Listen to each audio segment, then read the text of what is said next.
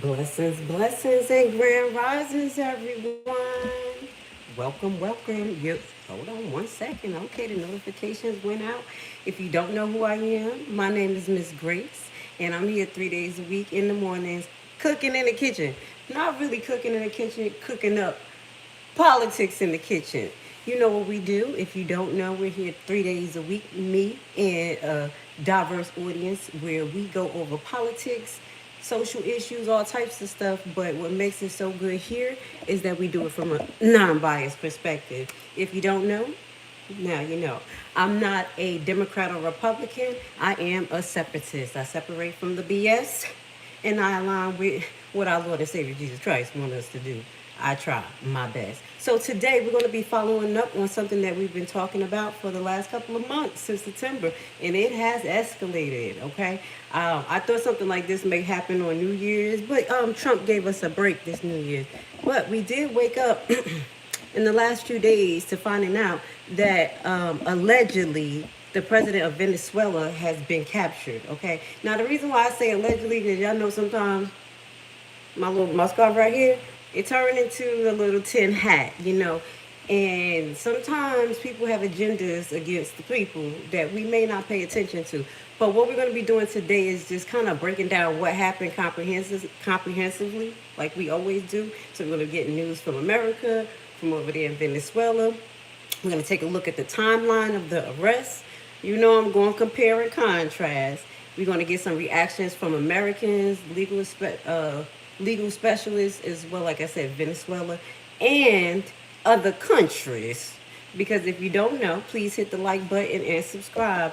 We uploaded a reel highlighting some Americans actually stuck in places like Puerto Rico, highlighting that Puerto Rico is an American domicile. But we're not going to jump the gun there. But we're going to talk about some stuff because it's getting kind of hectic. Let's get to this. But before we actually just start, I want to send love and blessings to Venezuelans. I'm just going to keep it real.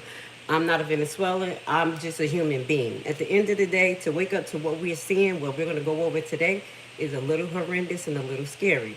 And I say to myself a lot these days, and since a little girl, is how can America continue to do certain things and not get retribution? We have to really thank our Lord and Savior Yeshua that we're not waking up to what they're going through, because a lot of those things are caused by our government. Okay, let me just move forward. Love and blessings to the Venezuelans.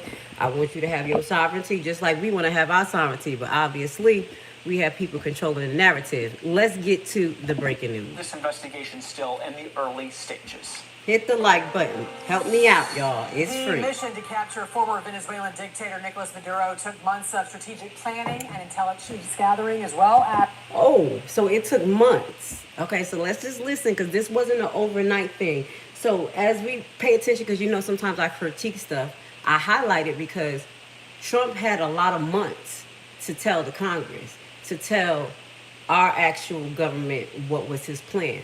But let's just keep moving, because just words just stand out to me. Precise execution by the nation's top operatives. Troops even rehearsed blowing through steel doors in a full-scale mock compound of Maduro's complex.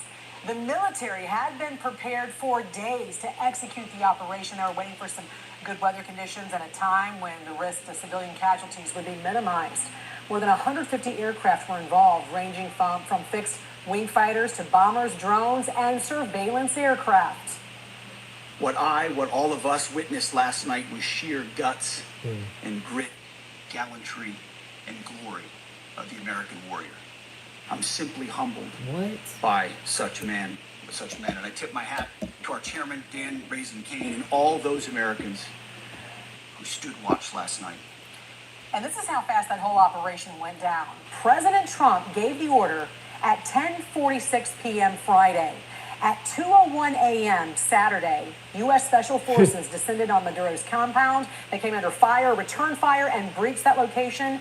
By 3:29, forces had captured and extracted both Maduro and his wife. Folks, that's just 90 minutes on the ground with no loss of U.S. lives.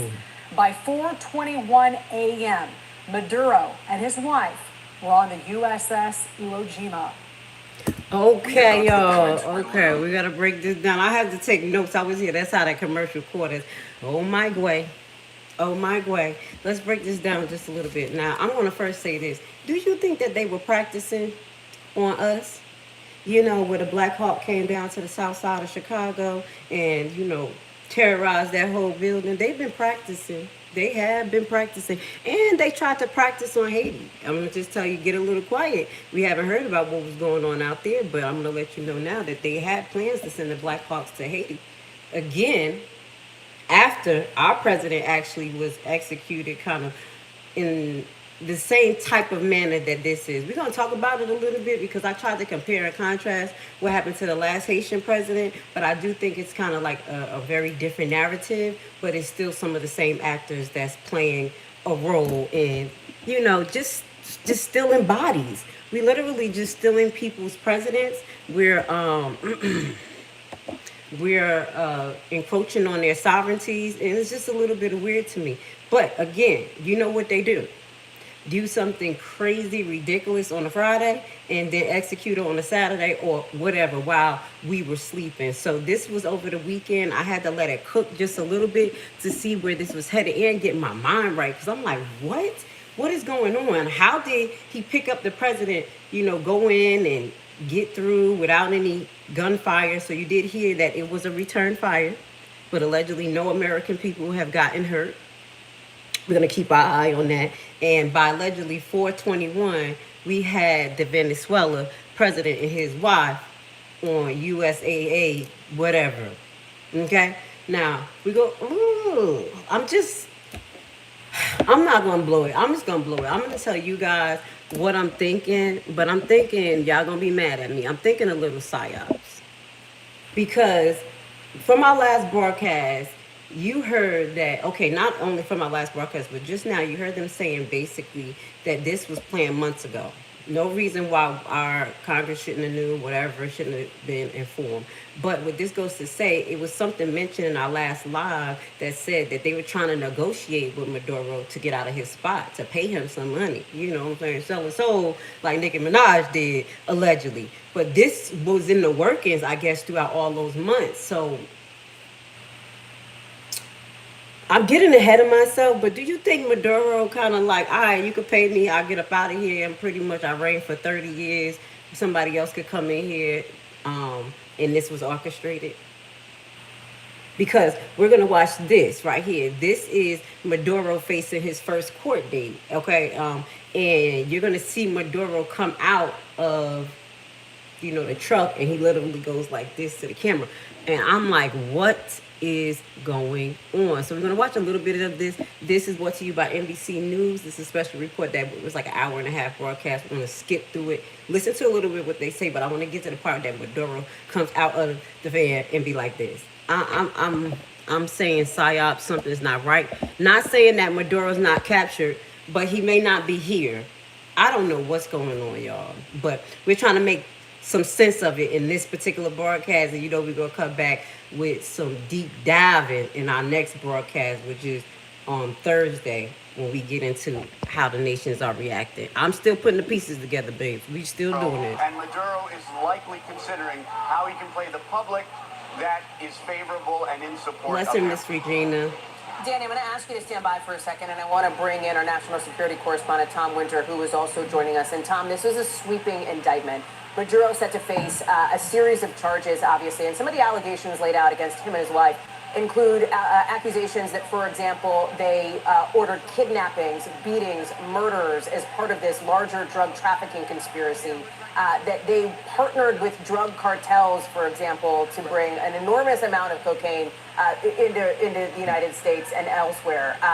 This is okay, so an indictment. This one got it right now. At least they got it right. At least they changed the narrative from fentanyl to cocoa. because that's what he brings in here, and it's not the fentanyl. So the first narrative they were bringing out literally was not making sense. But you see how things mutate and escalate. This is what we highlight here: the mutation, the difference between thereof news from all over and the things that match. Okay, so we can make it make sense for us. So when you talk to somebody about this, at least you're talking from a critical perspective. Okay, we try to be non-biased here. We just let's stay consistent. News. Been in the works. It was brought in 2020 initially and continued to be updated and worked on by the prosecutors in the Southern District of New York. Well, that's exactly right, Hallie. And really, it's an investigation that goes back almost 20 years.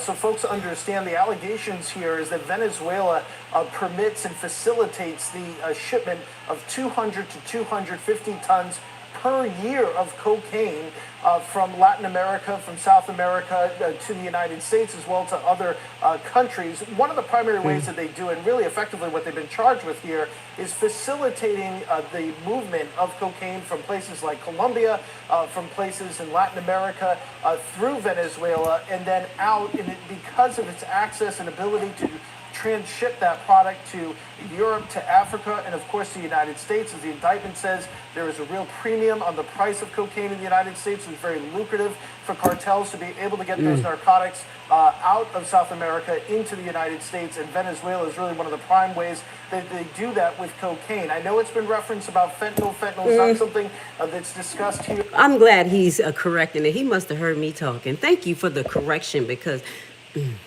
okay, thank you.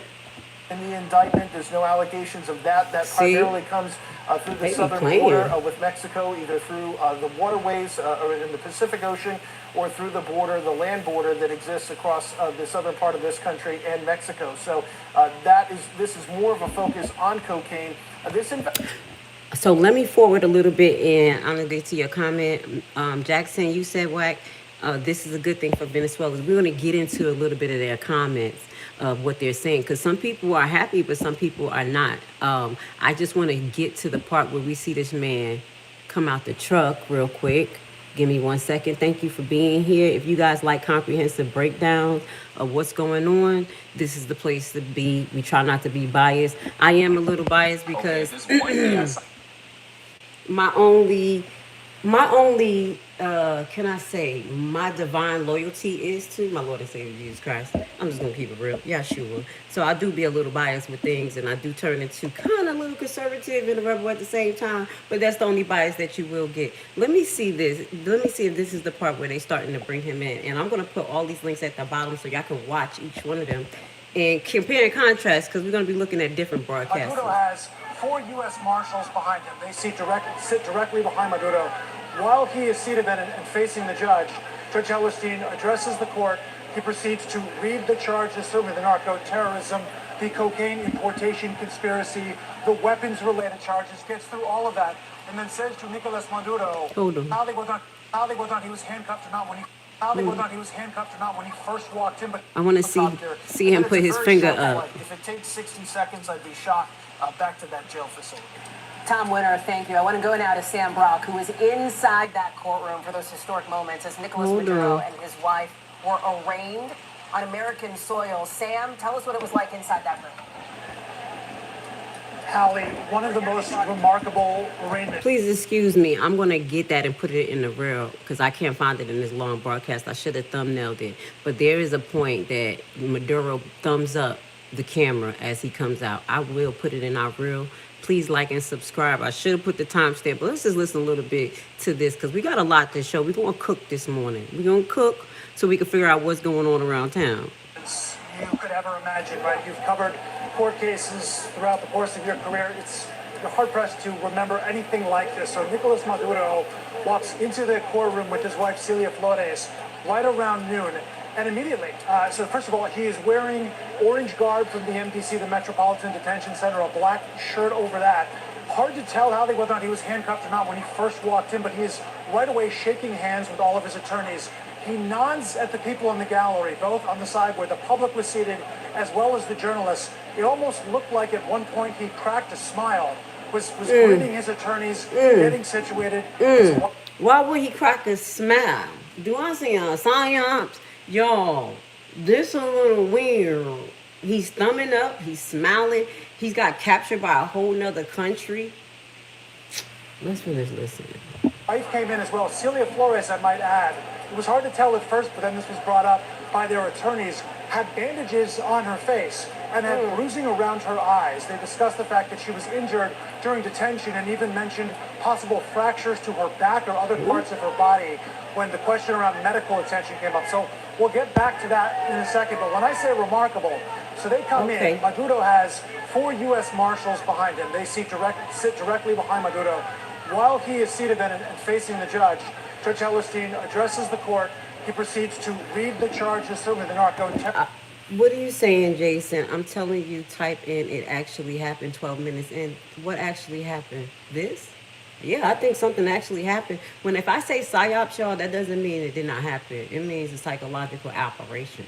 You know, like they literally did something, made something happen that was planned, synchronized, and controlled. So that's kind of, and it's set to control the tone in us and how we think of things.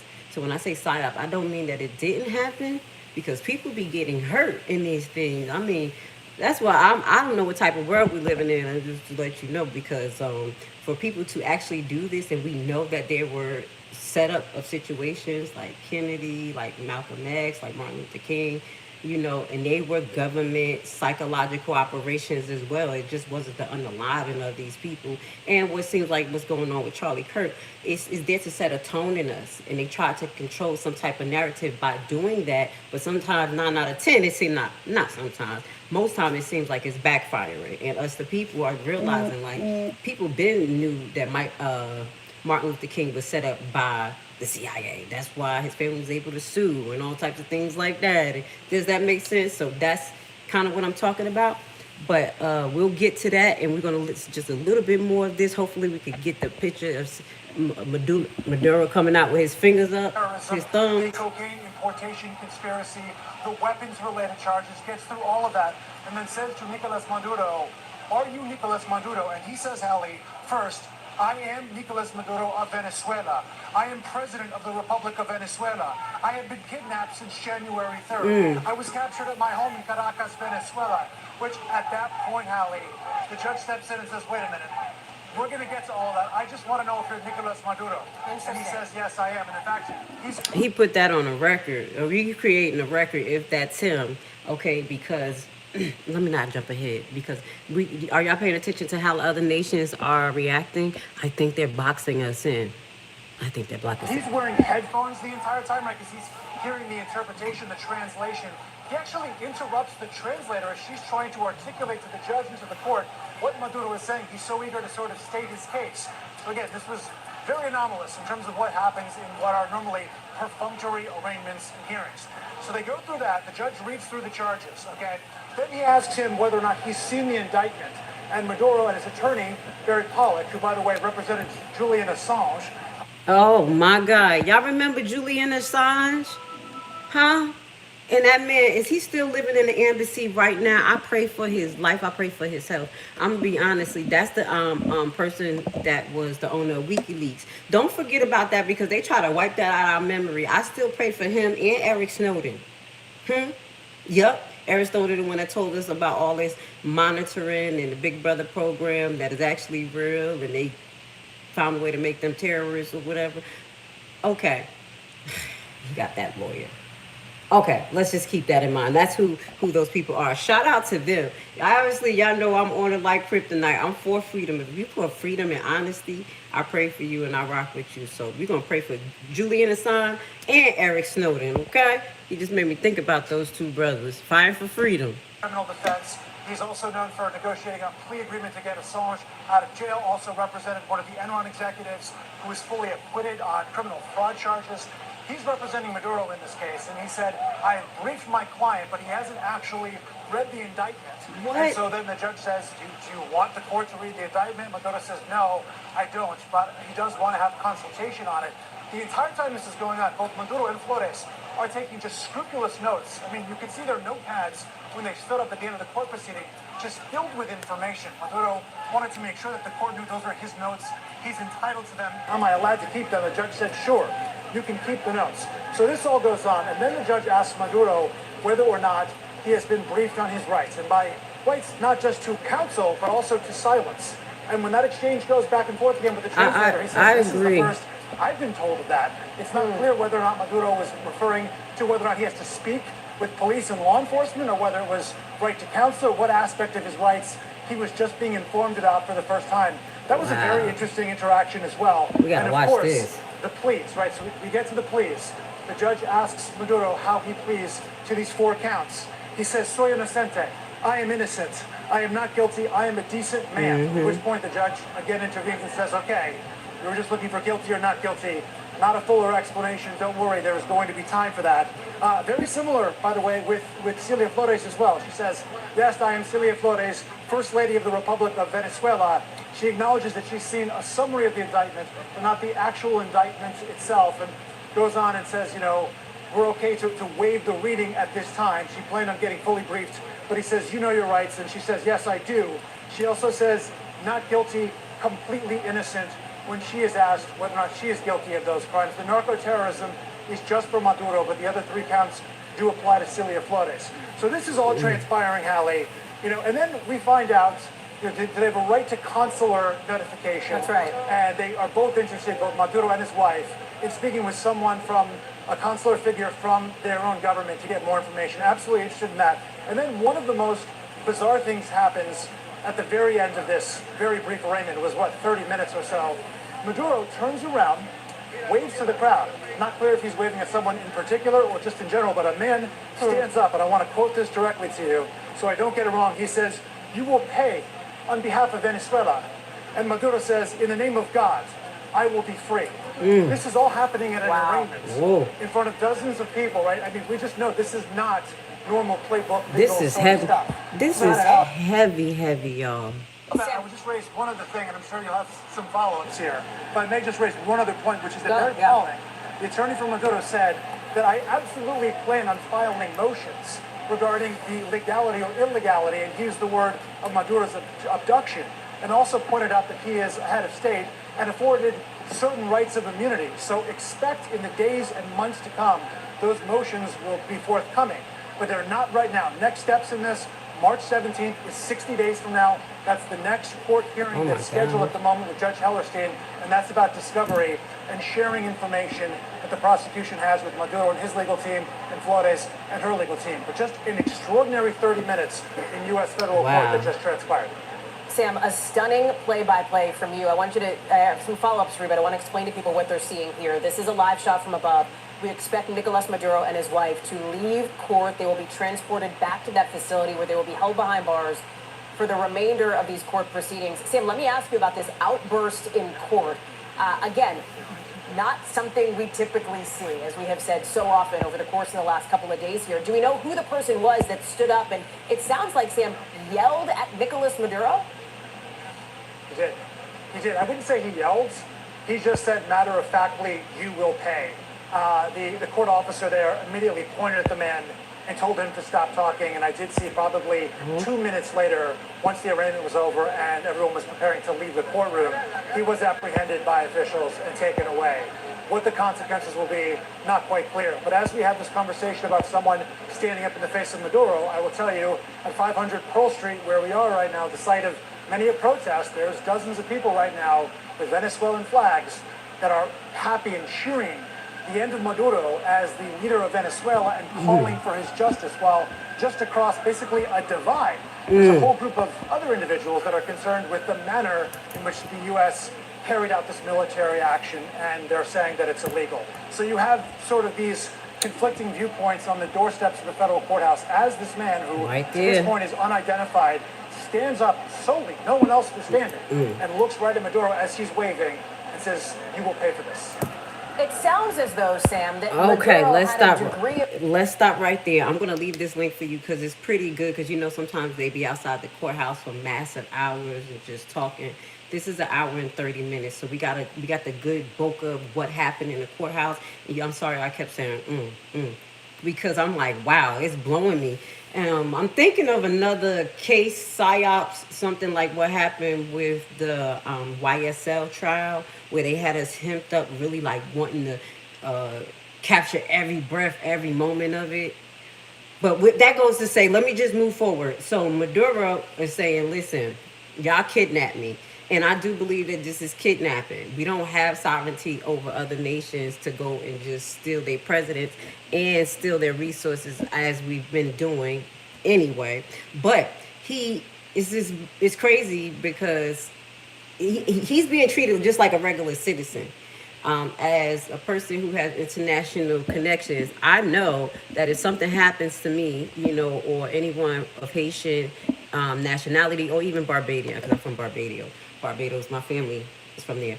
We can, if I had dual citizenship there, we can reach out to the embassy to see can we get some help and things like that. So it's just so weird that Maduro is being treated just like a regular person, like they scooped him up like a regular person.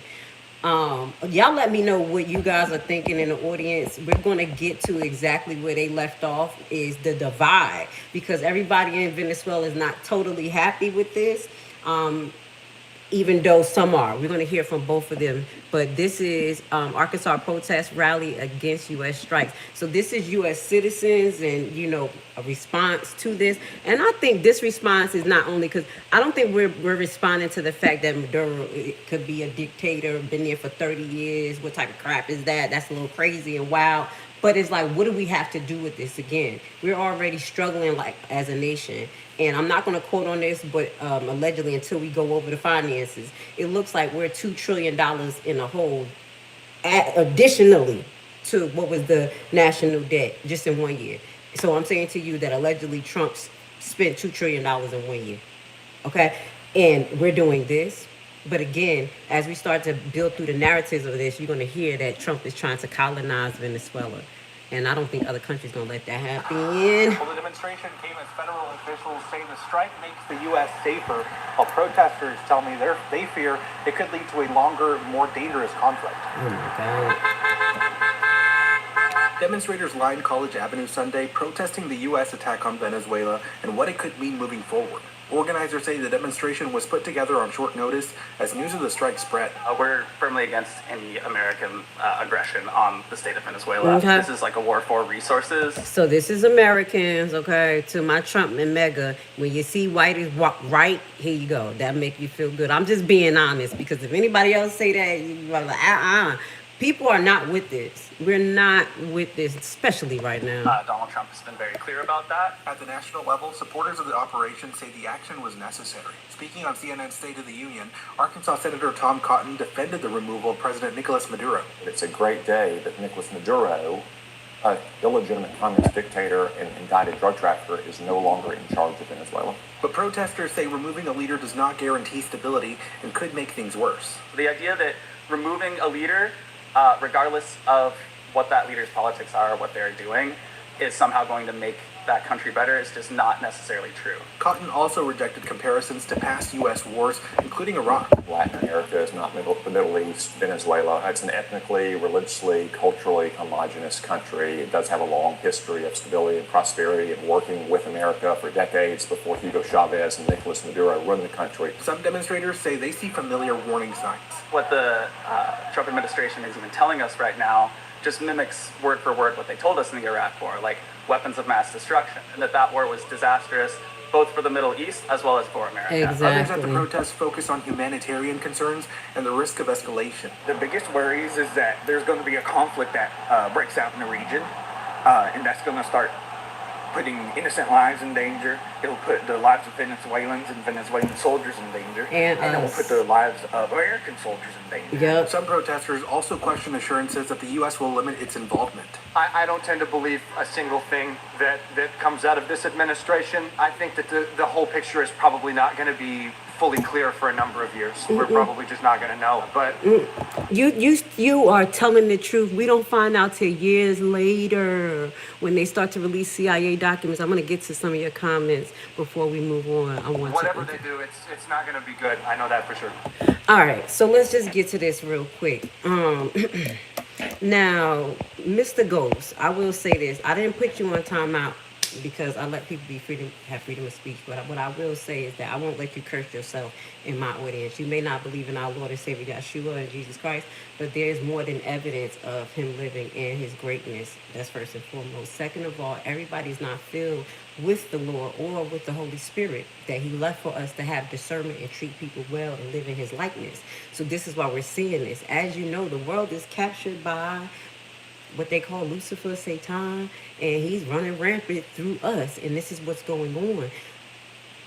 To get a little biblical, what's happening right now is the story of Obadiah, and I really need you guys to look into this, because what they're saying is people are being affected. Venezuela woke up to this, woke up to bombs and all types of stuff. We have been a blessed nation so far, by way of far, of not waking up to bombs going off all over and helicopters and all types of drones. We woke up to 9/11. That was very shocking for the whole nation, and a few other things that has happened, bombings all around. But what I will say is that in the story of Obadiah, that nation that was ran by Esau literally was destroyed in one hit, like BAM! Easy peasy. You need to understand the destruction that we are headed towards. I do believe if we keep going down this path. And someone in the audience particularly said something to the nature, well, why kidnap from our own place? What the hell are we going into other nations to kidnap for? Every time we went into these other nations to kidnap people and to unalive their presidents, it was literally for resources, just like you just watch your brothers from your nation say. That's why I show you diversity, and I definitely show Trump lovers their own people, because they don't listen to nobody else. They sure enough not listening to me. But when you see your own people saying the same thing and it becomes a cookie cutter, repetitive, from us, people of different nations, are saying this is a problem, we don't need to do this, yada, yada, yada, blah, blah, blah. You may want to take heed. So let's just watch this real quick, but thank you for being in the audience. I definitely just don't play no games with disrespect towards our Lord and Savior Yeshua. At the end of the day, you know, please go leave that alone, okay? Because you may think that just because this is happening, that his power does not reign, but that's not it. Because we have freedom of choice as human beings, just like the fallen angels have freedom of choice. That's why they came down here. If you believe in the book, I'm just saying, it's one of the oldest books in the world that has been, verified. Well, I'm just gonna move on. Okay, so we have freedom of choice, and we're not doing the right things. Moving forward, expert reacts to U.S. capture of Venezuelan President Nicolas Maduro. So this is some experts, but I like to get into the legalities of it, which I touched the last episode. But let's watch this real quick. And hit the like button, please. Swift reaction pouring in following the United States' large-scale strike on Venezuela and the capture of its president, Nicolas Maduro. Some political leaders say that the military operation sets a dangerous precedent. Some also said the military action was a violation of federal and international law. Chris Wolf joining us live from the News Center, where he spoke with political and policy experts. Chris? Yeah, that's right. Sandy and Karine, everyone we heard from tonight agrees that Nicolas Maduro was a brutal, corrupt, and authoritarian leader. However, some experts say that reality does not give the American president the justification to take military action to oust him. We're going to get into some of the nation's reactions, and it's not good. I think we're being boxed in, people, okay? Honestly.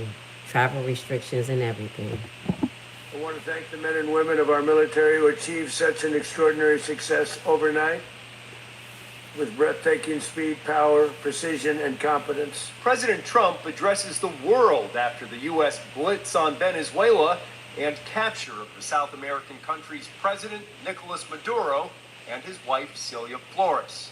Mr. Trump calls them narco-terrorists who launched a deadly drug and firearms-filled campaign against the United States and its citizens, explaining the couple will now face charges on American soil.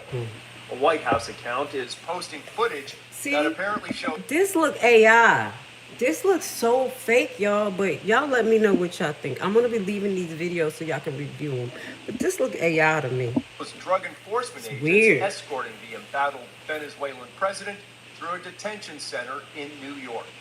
Not everyone supports the U.S. action, including political and policy and legal experts who spoke with KTLA.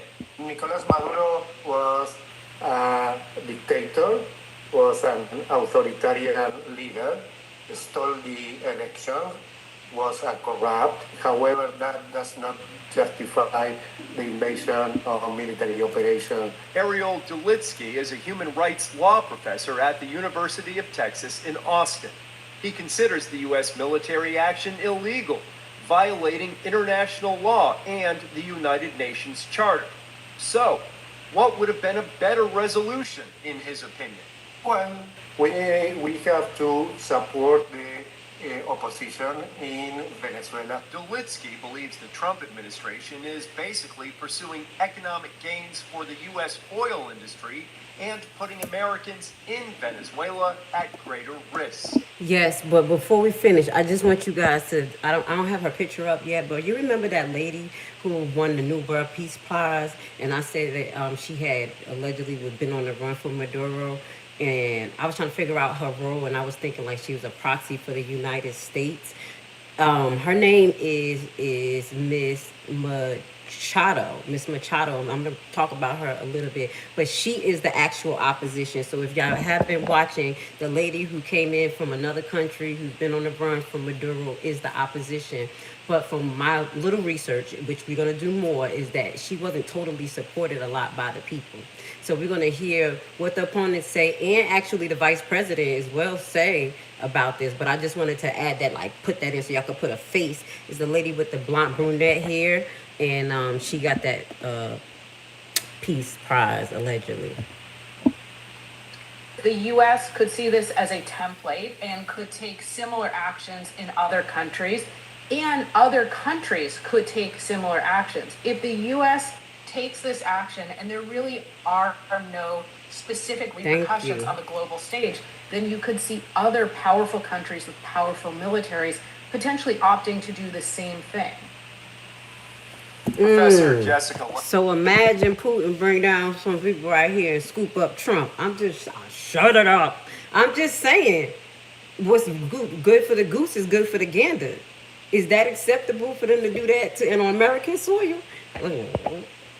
Shut it up. Levinson believes there's a strong argument that many international laws were broken with this U.S. action, but the Trump administration is standing by it, saying it should serve as a warning to those who threaten American sovereignty or endanger American lives. Wow. We literally could declare war with other nations and everybody. We said if we feel like something ain't right with you, we're going to come over and do what we have to do. But before we go there, move on.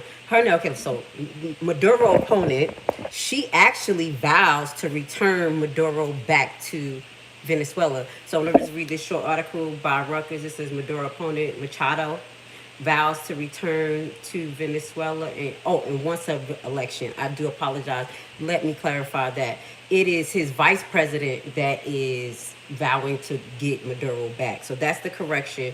His opponent, now she wants to come back and hold the election. So it says on January 6th, as according to Rutgers, Venezuelans' main opponent to the leader of Maduro has vowed to return home quickly, praising the U.S. President Trump for toppling her enemy, Nicolas Maduro, and declaring her movement ready to win the free election. See, so they have some major connections to each other. That lady with the brunette hair, we'll probably end up seeing her in America. So I, in my opinion, until I see someone else, I think she is the U.S. plant for Maduro, just like they try to implant other, CIA operatives into other countries. That's just my opinion, just doing this a short assessment. She's saying, I'm planning to go back to Venezuela as soon as possible, said Machado. She's 58, an industrial engineer, mother of 3. We went into her background in a little bit. We believe that this transition should move forward quickly and swiftly. We won an election in 2024. So basically, this is the lady who said that they stole the election from her. We're going to get into that a little bit more because she's coming in, and we got to keep our eye on what's going on in Venezuela, because obviously, are we trying to make Venezuela another Puerto Rico? A U.S. domicile? that allegedly has sovereignty and still suffering, you know they have unincorporated land, so they're not receiving the aid and the things that they need totally after being taken over. And I'm talking about Puerto Rico. They're literally letting them to destroy themselves. And then I think America's is going to come over and totally wipe it out. That's my opinion. But again, let's just keep this broadcast going, because Puerto Rico is affected by this as well. This is going to be a little long-winded broadcast, guys, because we got to do this comprehensively so we can make it make sense. So we won't be biased in our conversation. You see what I'm saying? We got to make this make sense, baby. I was like, what is going on here? This weekend, I was talking to my mod, like, hey, I just started talking about this. And she like, well, I'll call you later. Then I was like, what is going on? My brain started getting racked. So let's watch this. Renewed focus on the country's vast oil reserves, which are amongst the largest in the world. President Trump says he's working to get the oil flowing the way it should be by rebuilding Venezuela's oil infrastructure. Consumer reporter So is he living up to exactly what people like to have 10 hats were saying, that this is a money grab? You're going straight into allegedly saying that you're about to build Venezuela oil infrastructure. They have their own thing going on. How are we going straight into their resources? We're not talking about, oh, we're going to allegedly help them have a fair election. We're not saying that. We're not running those games no more. That's the difference between Trump. Trump in it to win it. He like, I'm not about to play with them. I can care less who they have in charge. I'm getting the resources, and we're going to be the one that run this. That's exactly what I hear right now. They don't even care about the elections. We talking about slide some oil to us. In my 10-man voice. Good morning. Chris, Kyrian, good morning. Venezuela has more oil in its reserves than any other nation, at more than 6 times the U.S.'s reserves. Hold up. See? Wait. Okay. I say wait because, just the other day we went over the oil reserves with China versus Russia versus America. And we saw who kind of had the most. They keep saying America has all the reserves and things like that. But Russia has a big hand on transport and other, basically contracts. But now you're hearing what we've been speculating on this channel is, man, they must got a lot of oil.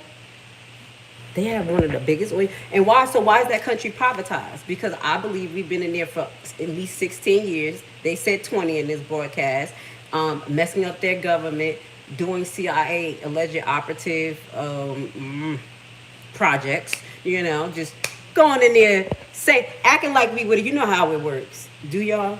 Can I get a little distracted? They did this to the Black Panthers. They'll come into your organization acting like they're part of you, want to get a key role. Just kind of like what they did to Charlie Kirk. Yeah, y'all can identify for that. We're going to talk about Black Panthers and Charlie Kirk. And they go up in there and put somebody that's supposed to be helping you, with you, and that person infiltrate, steal stuff, cause issues, and then ultimately unalive you. I just had to put that in short stance. But Trump said, F that. We're going straight for the resources. Let's go. And this signals a significant switch in U.S.-Venezuela relations. Now, Venezuela currently produces about 1 million... But no, you know who did that with the KKK? It was the people who pretended, the people from the one that was standing next to Trump. Remember, I was pointing to the camera like, who is that? When Trump was talking, when they were giving updates about this, and then you shortly heard, I got, you know what I'm saying? I'm Hebrew, so we totally restricted from saying that. They're going to be like, call the ADL on her. But you saw him, I was pointing to the camera like, who is that? Him, right next to Trump, controlling the narrative, and then it was a short release after that, and we will update possibly tomorrow about what they're doing in Nigeria, where allegedly is going over to infiltrate, just like the KKK, like you said, okay? Because Trump got ties to the KKK. Shut it up. I'm telling the truth. Do you see the bigger picture? You see how they just infiltrating everybody? It's a big war against good and evil, if you don't know. That's why I love my Lord and Savior Jesus Christ. You can't choose a side of man, because it's like they all corrupted. Barrels of oil per day, but holds over 303 billion barrels in reserves. The billions it would take to rebuild would be covered by oil companies, and these moves If you don't know what we're watching, because I got sidetracked, this is Venezuela's oil reserve, the breakdown of how they plan on tapping in and fixing it. And then we're going to be hearing from the Venezuelans from TikTok as well. You know how to go to TikTok on you guys, because that's where we get kind of the direct views of these people. Signal a push to restore Venezuela's oil flow, about 17% of the global supply. So how does this affect oil prices? It's unclear this morning, but let's do it again. Affect oil prices? It's unclear this morning, let's but go back experts 1 say second. Venezuela signal a push to restore Venezuela's oil flow, about 17% of the global supply. So how does this affect Hold on, oil guys. prices? I want to go back to the beginning because I had went in a little bit, and I want you guys to hear this, what they plan on doing. So I do apologize. Let's watch this. I want us to be well informed. Million barrels of oil per day, but holds over 303 billion barrels in reserves. The billions it would take to rebuild would be covered by oil companies, and these moves signal a push to restore Venezuela's oil flow, about 17% of the global supply. So how does this affect oil prices? It's unclear this morning. So I'm glad I rewinded. Did y'all hear this? This is exactly what happened in Haiti. I gotta say it. Shut up. Where they sent American contractors in to rebuild that nation, and that nation did not receive any contracts, no physical help with money, and it was reallocated back into putting into America pocket, which pseudo does a sort of fake stimuli. But the stimuli supposed to look like it's going into our country, because you know a lot of our money is literally digital currency and all of this stuff. So when we start making these transactions, it's going to look like we're boosting our economy up by our oil companies going in and doing this. Does that make sense? But that does not mean it's going to really boost our economy, because we got to hear what the other nations are saying, and the other heavy hitters. That stood out to me like, oh snap, this is like deja vu. They're going to use the American oil companies to go in there and they get all these contracts. So that means, again, what's going to happen to the Venezuelans? Is that going to build beautiful relations with us in Venezuela? Are they going to be happy that we're there and their people are not getting contracts and their land is being bought up? Because that's what ended up happening. I'm saying it's something different. Like, give me a different narrative, because I'm kind of seeing some stuff. I'm like, oh, Lord, this was the biggest heist. And the way that Maduro walked off, at first, I'm like, yo, this is like he gave himself up for some G's, some billions. But then you hear him in court, allegedly, the dictation of what we heard happen in court, where he like pleading and putting on a type of show that for his country that, you know, this is kidnapping. This is just a big old pot of hot mess, guys. Let's just move on, okay? But I'll be having aha moments. Now, again, we're going to still go into Venezuelans' reaction. Trump says Venezuela leader will pay a big price for not working with USA. So the vice president, to my understanding, don't want to work with USA. He's like, the vice president, I don't have his name right now, but I should have it. It's going to come up in the broadcast. He wants Maduro back. So Trump is like, we're going to have big issues if you don't. And that's going to lead us up to what happened last night in the last 24 hours, because it's going down in Venezuela. It's not a joke.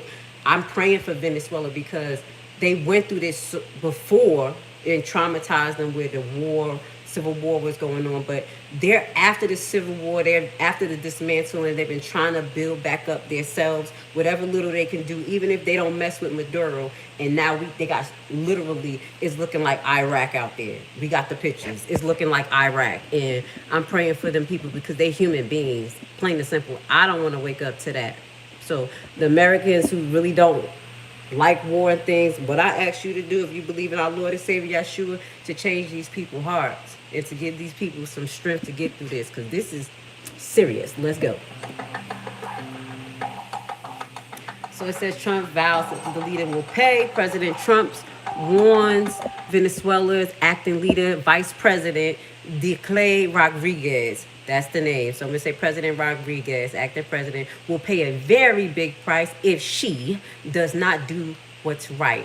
While Secretary of State Morocco Rubio seemingly backed away from the president's previous statement that the U.S. would run Venezuela after capturing the nation's president, Nicolas Maduro, on Saturday. Now, this is in the last 24 hours, guys. This is from Forbes News. In an interview with The Atlantic on Sunday, Trump warned Rodriguez could pay a very big price, probably bigger than Maduro, despite previous expression optimism that bear with me, guys. Hold on, where we at? That she was, hold on, let's wait. That she was essentially willing to do so before. Oh, I think it went back too fast. However, Rodriguez has demanded the U.S. return Maduro and promised to defend the country's natural resources, because they know that's what Trump is going for, as we do know. As we are in deficit and we are spending money like water, and it's not on American citizens. Trump also seamlessly voiced support for rebuilding the South American nation, telling the magazine rebuilding there and regime change, anything you want to call it, is better. I'm gonna have to have a little pause here, because I gotta read it, than what you have right now. But Rubio cut the different tone, speaking to both the NBC, meeting the press, and CBS, facing the nation on Sunday. The Secretary of State said the U.S. would continue its campaign of strikes. That's allegedly focused on the drug traffickers in the Caribbean. It's quarantine on sanctions shipments and seizing sanctioned tankers to pressure the Venezuela government, but would not. Let's go. I just want to get different news here. Hit the like button. Hold on. Will not immediately. See how it goes so fast? Don't do me like that. What did they say they won't immediately do? We missed that part. I'm going to put that down in the thing for you guys. That's a little breakdown of what's going on. So we have two different outlooks from here. We have Trump saying, oh, no, we about to take over here. We're going to build up here. And we have Rubio like, hold up. I don't think that's not what we're doing. He's going to try to take the old approach where we're going to kind of go in secretively, control the narrative, put people in there. So America relationships with other nations won't turn to shit. Excuse me, because that's what's happening. And that's what we're going to get to right here. Leaders of Cuba, Mexico, Iran, Brazil opposed U.S. strikes that led to the capture of Maduro, according to AP News. Let's see, can we watch this real quick? They're not feeling this, because at the end of the day, if Trump can do this, then any nation can do this. And this is not how international relationships are supposed to work. We don't control everything. I have to say this again. This is not copacetic, and we're treading on thin ice. We're treading on thin ice. I know they don't have a whole bunch of new, hold on. What's this? I hope AP News don't got a whole bunch of breaks. Let's see what they got going on. Lo que es la violación de la Carta de las Naciones Unidas, y exigimos al Consejo de Seguridad de las Naciones Unidas It's a 6-hour live. This wasn't the one. ante un hecho de agresión a toda nuestra república. En varios. Let's read the article. Ain't nobody watching no 6-hour live. I'll leave the clip for you guys. Baby. Okay, let's get to this. Where we at? Please hit the like button. Thank you for being here. If you're getting a comprehensive understanding of what's going on. As you know, my name is Miss Grace. I am unbiased. I like to look at anything and everything. That's just the way it goes here, because I'm trying to figure this out just like you, because I'm not going to HE hockey sticks for nobody. The leader of Colombia, Mexico is our border. Okay. Cuba, Brazil have come out against President Trump striking in Venezuela that led to the capture of Maduro. We have just concluded the National Security Council meeting, and I think I have some clips from that as well after we watch everybody's reaction. National Security Council meeting, which began at 3 a.m. Public forces are being deployed to the border, and all available support forces will be deployed in the event of massive influx of refugees. The Cuban embassy in Venezuela is actively in responding to calls for assistance from the Cubans in Venezuela. As member, and that was crazy too. You know, as Americans that's in Venezuela in different areas too, and they did not give us a heads up. Yeah, we're gonna watch that next. That's what I'm like. Wait a minute. Like, okay, this is really sad. Okay, so we do know right now that Mexico, Cuba, Brazil, and Colombia is not about to be playing with President Trump. They don't like it. They're starting to help their citizens get out there. The government of Cuba reject the aggression against the sovereignty of Venezuela and the Latin American countries. That's where you're going to have them unite. International conflicts between people are resolved by those same people in a peaceful manner. This is the principle of a safe determination of people of sovereignty, which form the foundation of the United Nations system. And it says, I invite the Venezuela people to find the path of civil dialogue and for their unity. Without sovereignty, there's no nation.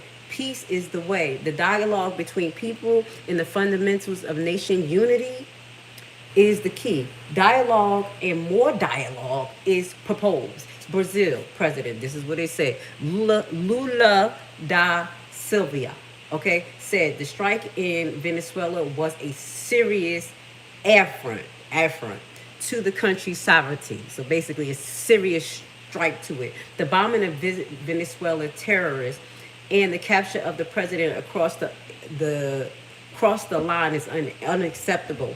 These actions represent the most serious charges against Venezuela's sovereignty, and yet another extremely dangerous precedent that is set for the entire nation and other national communities.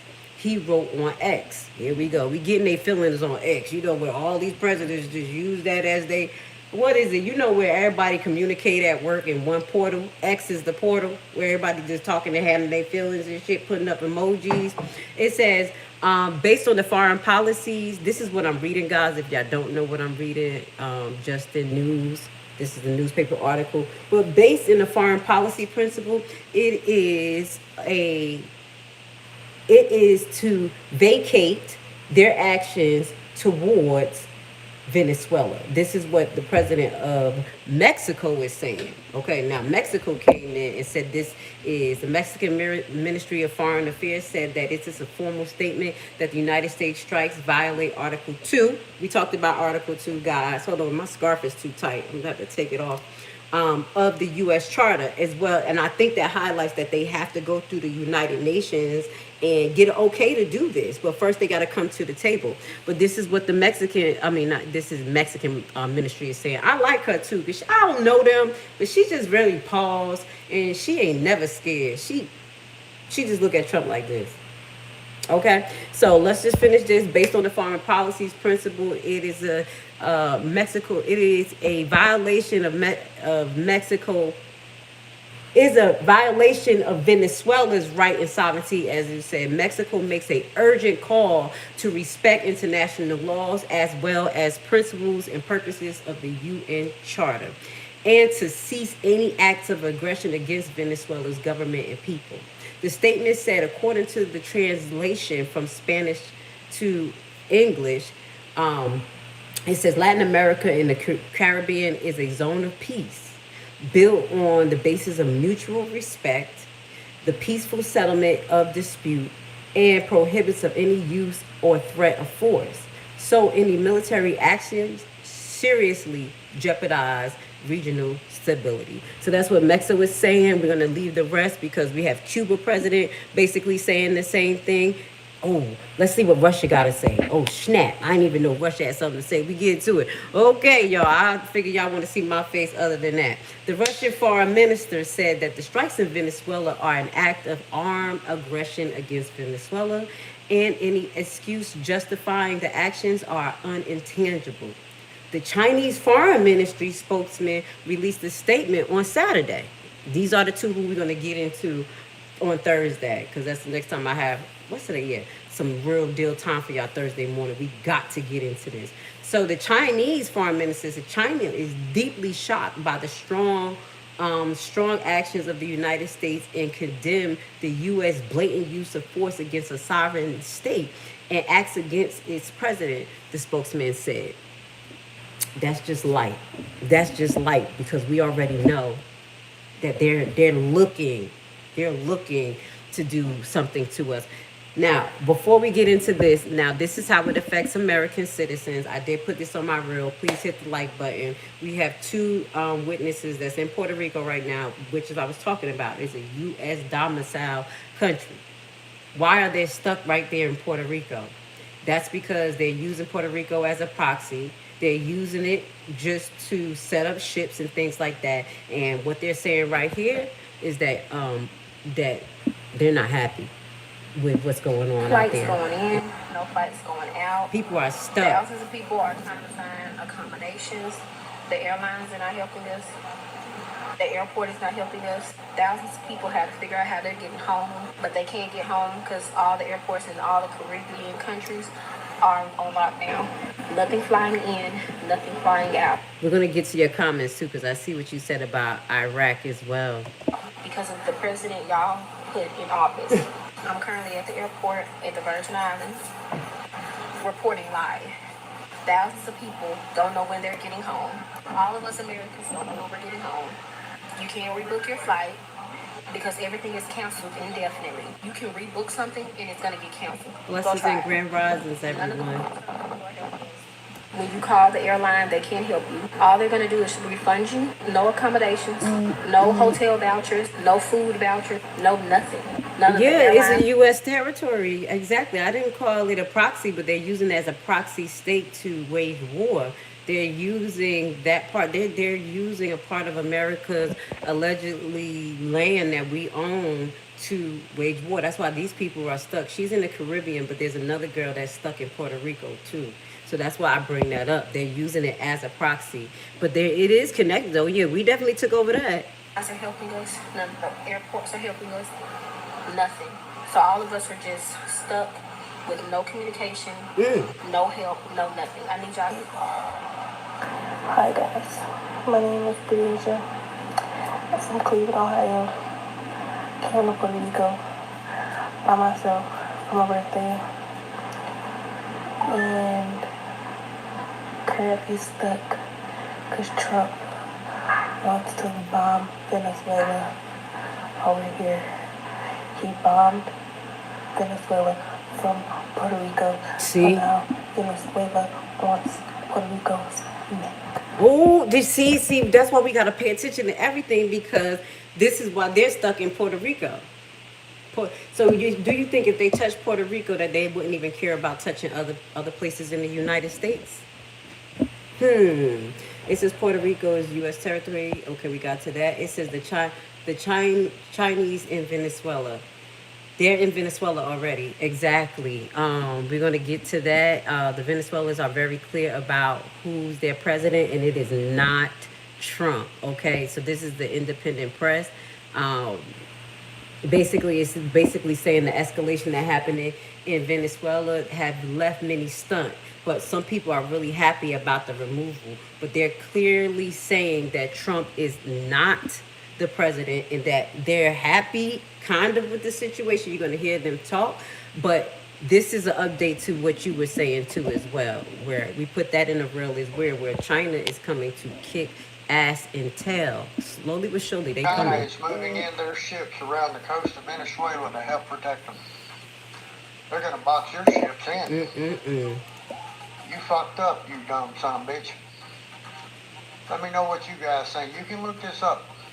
It's absolutely public everywhere. China is moving their ships in around the coast of Venezuela to show their support for Latin America.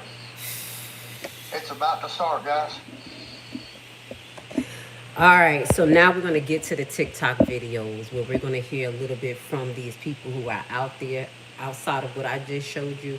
We're going to hear them talk about their position, about what actually occurred and how they feel, because the most important thing for us to see is how the Venezuelans are taken to this particular situation and how they plan on recovering from it. Because some of them are happy. It looks like the younger generation is pretty happy, saying that they've been under his tension for 30 years. And at this point, they're ready for a new beginning.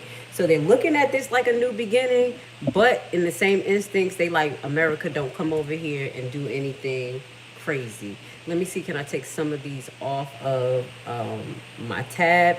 Please, thank you for being here. Please hit the like button. You know what we do? We do comprehensive lives where we're not just talking about one particular side. We talk about all sides to kind of basically save our soul. At the end of the day, I'm trying to save as many souls as possible just with information. Cannot make you make a decision of what you will do, can't do, or anything. But if I can present the truth to you and information that's unbiased, I think we're going to be able to save a few nations or a few people at least. Okay? If you don't believe in it, I'm sorry, but the book is real and shit is not right. Okay? So bear with me. I'm trying to get these TikTok posts up. And we'll take it from there. We are 65 minutes into the live. I want to say thank you so much for being with me today. If you have anything to say, I'll check it out in the comments. I'm here being my producer, and if you don't know why I stream like this, I have been brought to the rawest form of streaming force because, again, y'all don't know, I used to go after the Democrats. My last year, I was highlighting all of this police brutality, crazy stuff that was happening on the south side of Chicago, and I was severely hit. But what that goes to say, I want to say this to people. Your words do make a change, okay?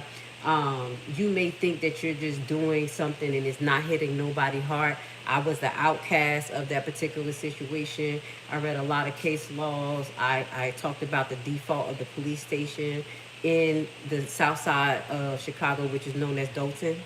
If y'all heard about that, Mayor Hinger. And to this day, I do believe that they made several changes in their police station because of my cry out and consistency. Out of all the content creators, I have forever information that you guys can review about that. And I say that because it's important, because sometimes when you think you're not making strides, God has a plan for you. You could be the little fish wherever. You could be blackballed. You could be outcast. Think people not paying attention to you. But never shut your mouth.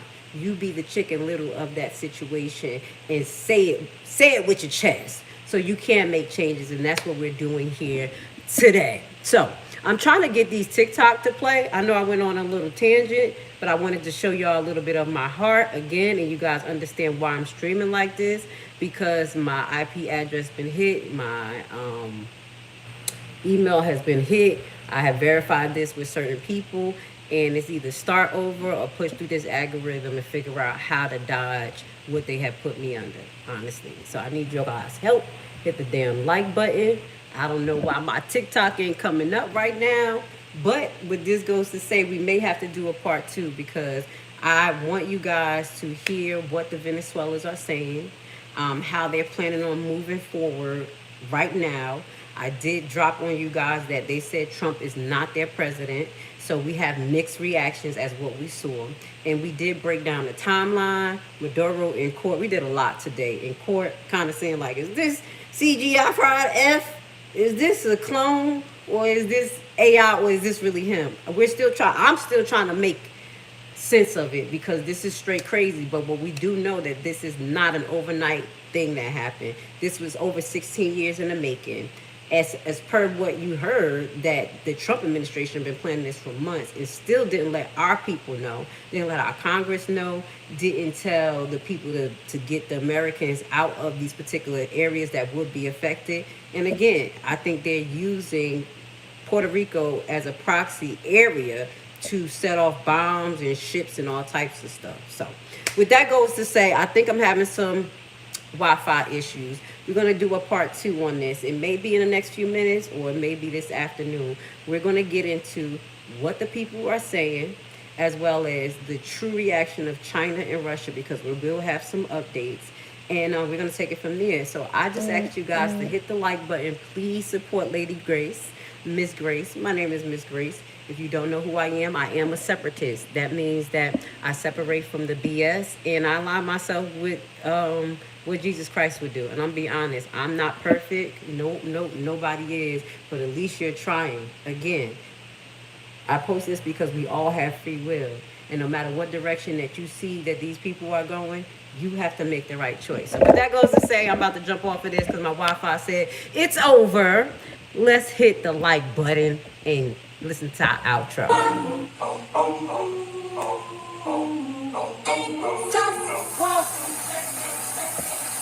Let's do it again. Who walks with us, y'all?